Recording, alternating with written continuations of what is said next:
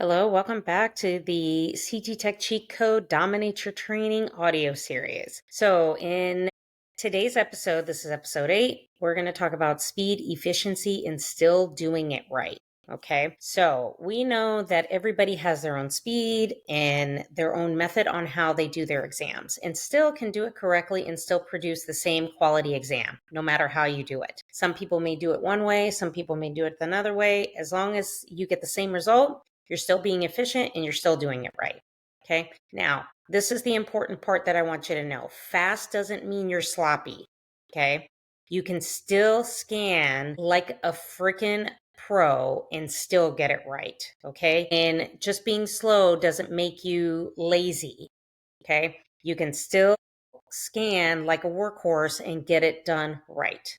Okay. Here's a few of the talking points that we're going to talk about in this episode is how to build speed, muscle memory, plus protocols, making sure that you're setting up your rooms, prepping your patients, and staying 2 steps ahead, avoiding burnout while keeping your pace. And one mindset shift that separates fast from frantic. Okay, so now how to build speed. Now, speed comes with experience, it comes with repetition, and it comes with practice. Let me repeat that. Speed comes from repetition, practice, and repetition.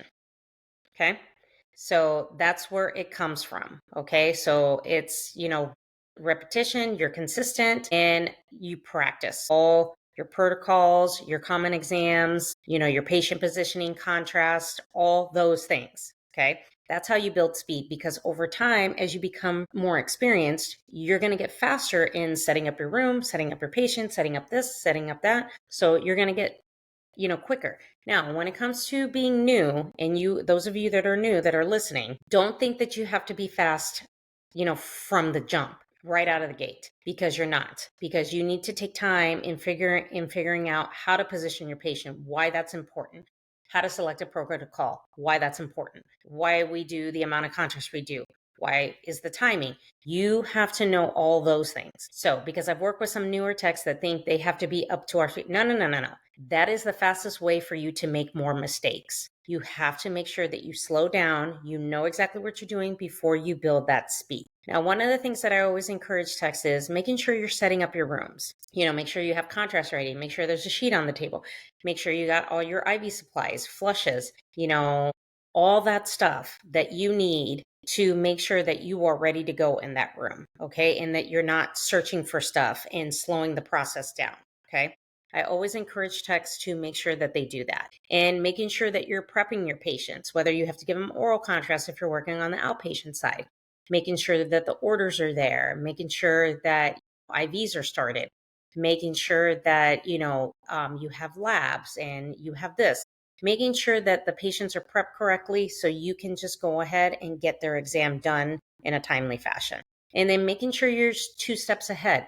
If you know there's a stroke coming, make sure you set up the room for that. If you know there's a trauma coming, set up the room for that. Some places do rectal contrast for traumas, so make sure you have everything you need to go before that patient arrives. Now, avoiding the burnout while still keeping your pace. Now, I always say that if you need to take a break in between scanning, 5, 10 patients, do that. Okay. Making sure you guys utilize your breaks and your lunch. Now, I know I work at a facility where that's not possible because we are short staff. And I understand a lot of places are short staff and it's physically impossible.